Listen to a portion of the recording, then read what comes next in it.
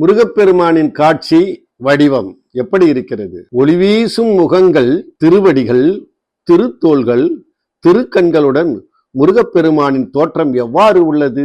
பாம்பன் சாமிகள் விளக்குவதை கேட்போம் வாருங்கள். முதுமறை புகழும் ஆறு முகவொளி மண்டலங்கள், முதுமறை புகழும் ஆறு முகவொளி மண்டலங்கள், பதுமனன் மலர் இரண்டு பாதம், பதுமனன் மலர் இரண்டு பாதம், நீள் தோள்கள் ஈராறு, நீள் தோள்கள் ஈராறு, இதரமின் முதற்கண்ணோடு எழில்விழி 18 இதரமின் முதற்கண்ணோடு எழில்விழி 18 மதன் உரு செக்கர் வேளின் வடிவமது இயங்கும் மன்னோ, மதன் உரு செக்கர் வேளின் வடிவமது இயங்கும் மன்னோ.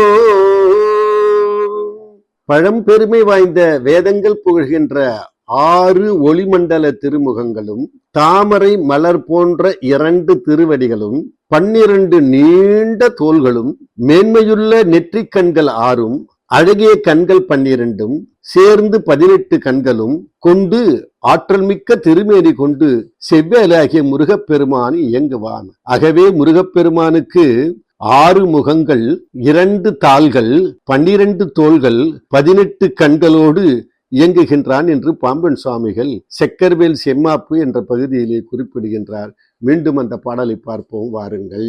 முதுமறை புகழுமாறு முகம் ஒளி மண்டலங்கள், முதுமறை புகழும் 6 முக ஒளி மண்டலங்கள், பதுமனன் மலர் 2 பாதம், நீள் தோள்கள் ஈராறு, இதரமின் முதற்கண்ணோடே எழில்விழி 18 மதன் உரு செக்கர் வேளின் வடிவமது இயங்கும் மன்னோ.